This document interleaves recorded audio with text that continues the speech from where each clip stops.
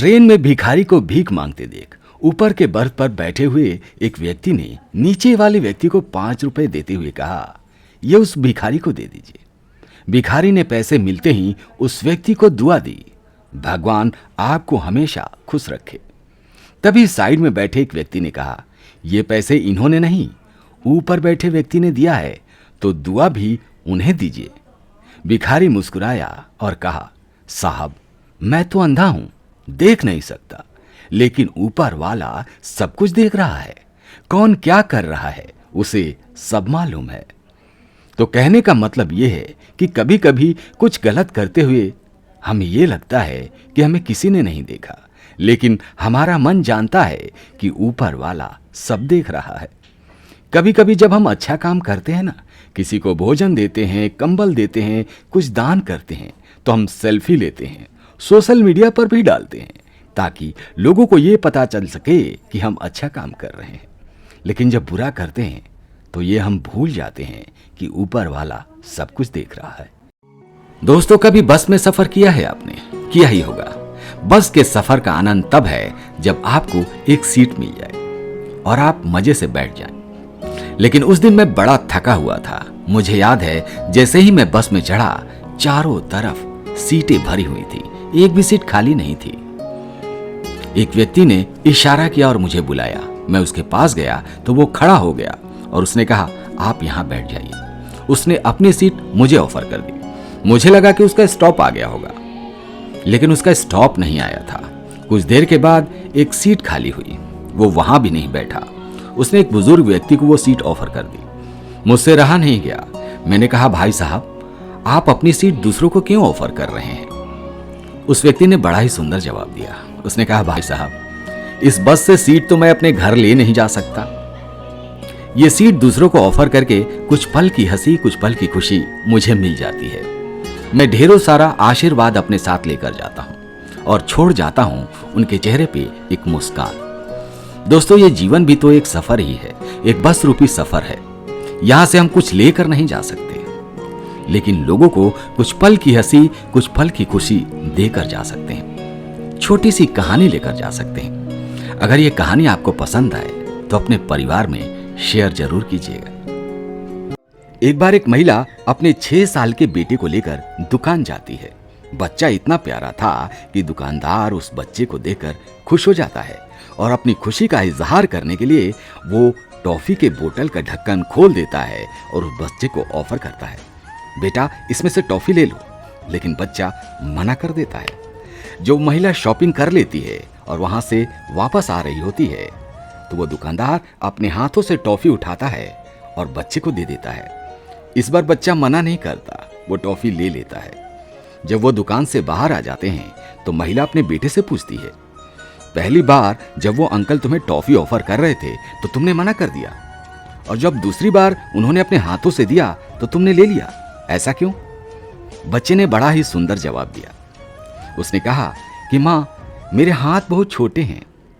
जब वो uncle toffee offer कर रहे थे तो जब मैं उसमें से लेता तो 1 या 2 मैक्सिमम 4 टॉफी ले लेता, लेकिन जब अंकल ने दिया तो पूरे हाथों में भर के दिया, इसीलिए मैंने टॉफी ले लिया। कहने का मतलब यह है दोस्तों कि जब हम ऊपर वाले से मांगते हैं तो अपने जरूरत के हिसाब से मांगते हैं, लेकिन जब ऊपर वाला हमें देता है तो छप्पड़ फाड़ कर देता है। इस कहानी में एक गुरु अपने शिष्यों को बुलाते हैं और सभी को एक एक टमाटर देते हैं। कहते हैं कि इस टमाटर पर अपनी समस्याएं लिख डालो और इसे अपने घर लेते जाओ। जब मैं इसे वापस मंगाऊं तो इसे वापस लेकर आना। करीब 5 दिनों बाद गुरुजी कहते हैं कि कल मुझे वो टमाटर वापस चाहिए। अगले दिन सभी उस टमाटर को लेकर आते हैं। सभी के हाथ में एक एक टमाटर था।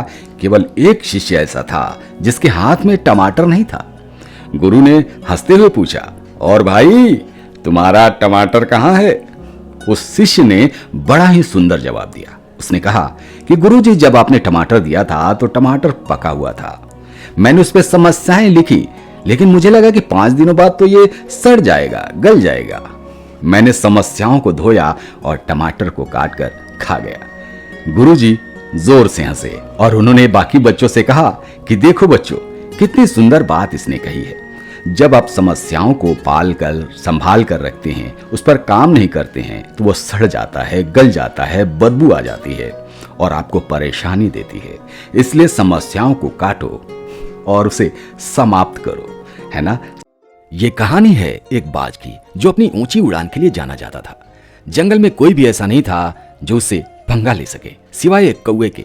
जब बाज ने अपने उड़ान की शुरुआत की तो कौवा उसके पीठ पर बैठ गया और बार बार चोंच मारकर परेशान करने लगा। लेकिन बाज ने इस बात पर बिल्कुल ध्यान नहीं दिया। उसने अपनी एनर्जी और समय को बिल्कुल खर्च नहीं किया।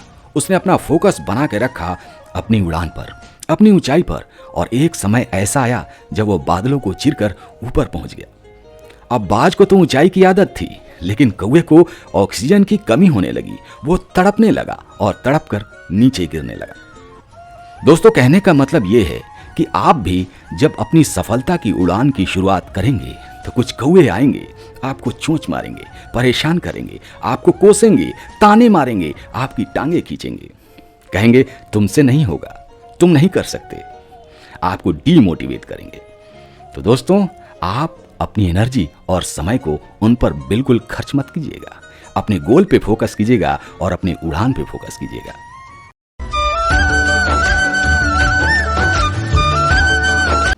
दोस्तों, आज की कहानी से सीखते हैं कि हमारे कर्म कैसे होने चाहिए। एक राजा अपने 3 बेटों की परीक्षा लेता है। तीनों को एक एक खाली बॉक्स दे देता है और कहता है कि आप लोग बगीचे में जाओ और जो भी आपको पसंद हो इस बॉक्स में भर कर ले आओ।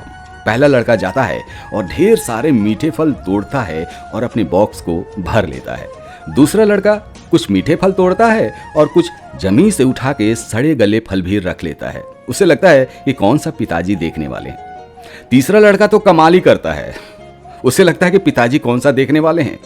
वो बहुत सारे घास फूस भर लेता है और पत्थर भर लेता है।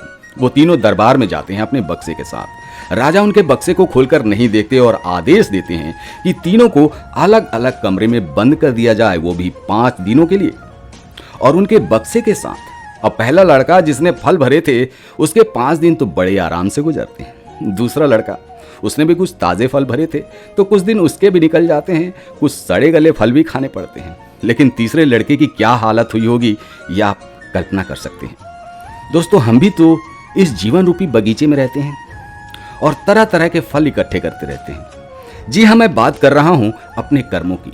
तो हमें ध्यान रखना है कि जो फल हम इकट्ठा कर रहे हैं ना, वो हमें ही खाना पड़ेगा।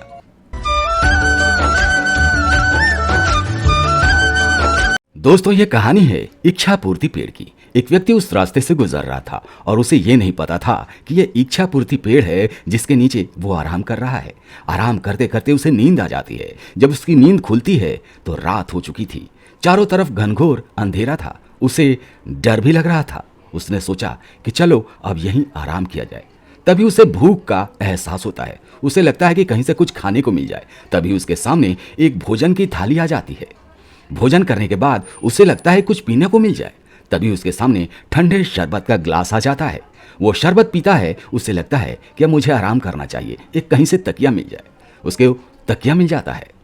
अब उसे ये लगता है कि जो भी मैं मांग रहा हूँ, जो भी मैं सोच रहा हूँ, मुझे मिल जा रहा है। कहीं इस पेड़ पर कोई भूत तो नहीं है। तभी उसके सामने उस पेड़ से एक भूत उतर आता है। अब उसे लगता है कि ये भूत कहीं मुझे खा ना जाए। वो भूत उसे खा लेता है। कहने का मतलब यह है दोस्तों कि इच्छा पूर्ति पेड़ कौन है? हमारा ब्रेन, हमारा दिमाग, हमारा सबकॉन्शियस माइंड जिसे कहते हैं। जो भी हम इससे मांगते हैं ना, ये पूरी एनर्जी लगा देता है, अपनी पूरी ताकत लगा देता है हमें देने के लिए। इसे नहीं पता कि आप पॉजिटिव मांग रहे हैं या निगेटिव मांग रहे हैं। आप जब सोचेंगे कि मेरा बॉस कहीं डांट ना दे, बॉस आपको डांट देगा। आप सोचेंगे बच्चा कहीं गिर ना जाए, बच्चा गिर जाएगा। आप सोचेंगे कहीं मैं बीमार ना हो जाऊं, आप बीमार हो जाएंगे। तो कहने का मतलब यह है कि मांगना है तो पॉजिटिव मांगिए।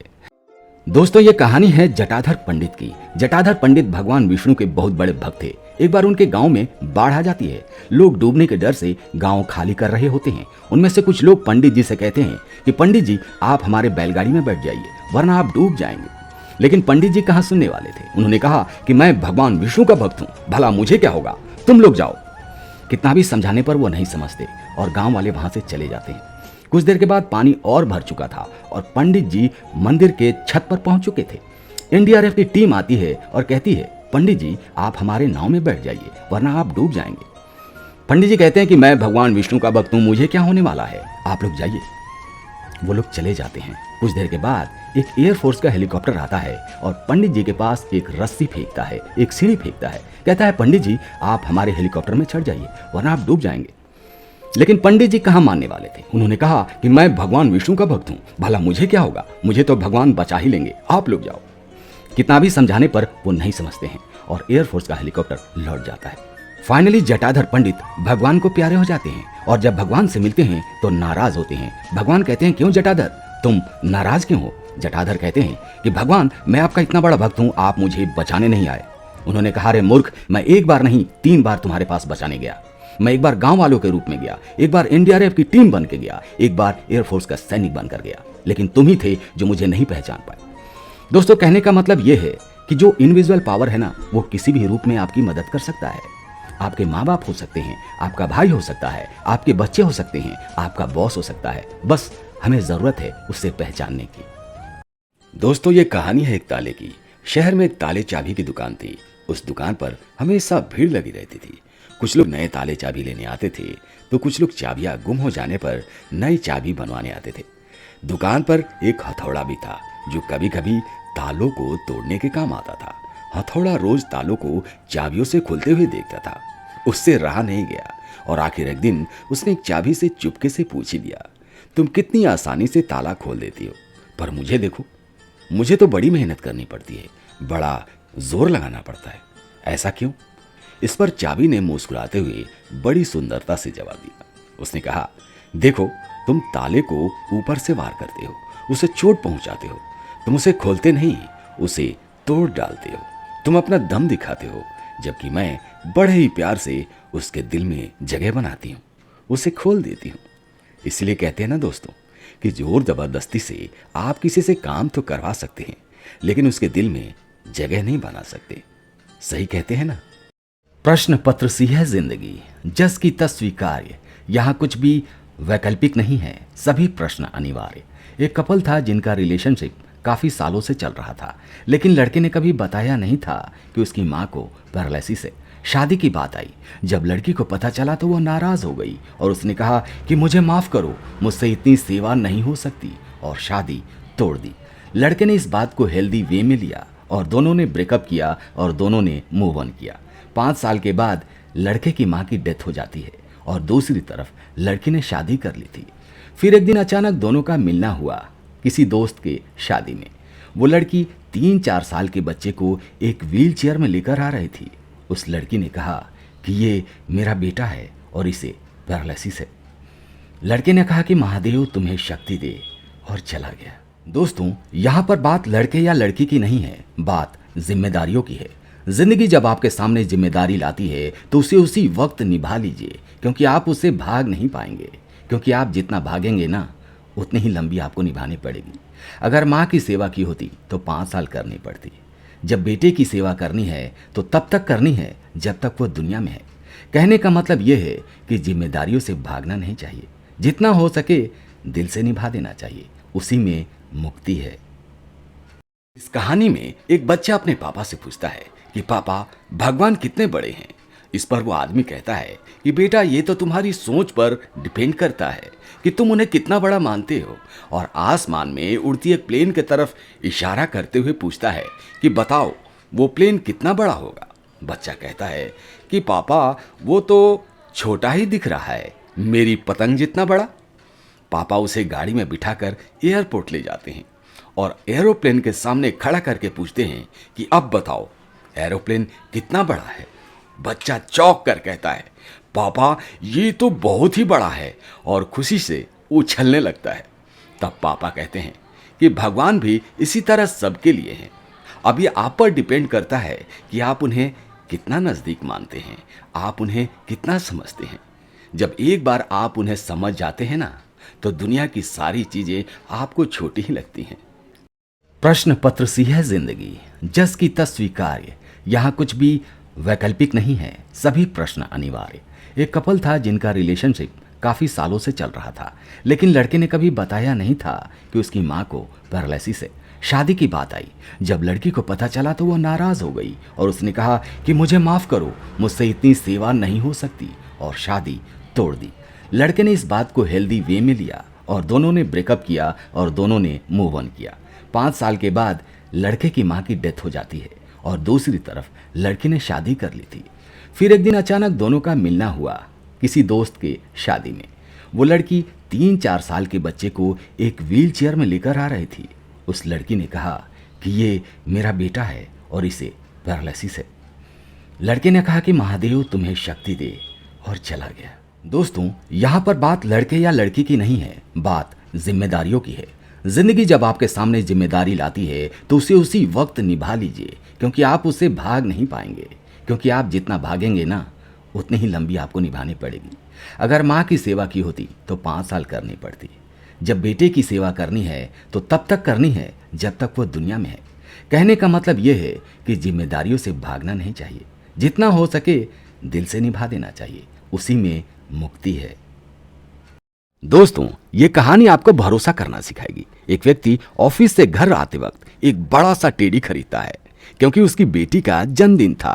वो बड़ा एक्साइटेड था, लेकिन घर पहुंचने से पहले ही जोरों की बारिश हो जाती है और उसका गिफ्ट भीग जाता है, उसका टेडी भीग जाता है। वो ऊपर देखता है और भगवान को कोसना शुरू करता है, तुझसे मेरी खुशी बर्दाश्त नहीं होती ना? मैं कितना बढ़िया टेडी खरीद कर जा रहा था और तुमने बारिश कर दी, मेरा गिफ्ट भीग गया। अब मैं अपनी बेटी को क्या दूंगा, उससे क्या कहूंगा? जैसे तैसे वो घर पहुंचता है तो देखता है कि उसके घर से खूब सारा धुआं निकल रहा होता है और उसका सारा परिवार बाहर खड़ा होता है। तभी उसका पड़ोसी उसके पास आता है और कहता है कि भाई, तुम बड़े किस्मत वाले हो, तुम्हारे घर में जोरों की आग लगी थी, लेकिन उसी समय अचानक बारिश शुरू हो गई और तुम्हारा परिवार बिल्कुल सुरक्षित है। वो व्यक्ति ऊपर देखता है और कहता है, हे भगवान, मुझे माफ कर देना, मुझे नहीं पता था कि तुमने बारिश की है मेरे परिवार को बचाने के लिए। दोस्तों, जाने अनजाने में ऊपर वाले को हम कोसते हैं, किसी कारणवश कोसने लगते हैं। तुमने ऐसा क्यों किया, तुमने ये बुरा कर दिया, तुमने ऐसा कर दिया। लेकिन आपको नहीं पता कि उसने सबके लिए कुछ ना कुछ सोच के रखा है, और जो भी वो करता है ना, वो हमारी भलाई के लिए ही करता है। तो तुरंत रिएक्ट ना करें।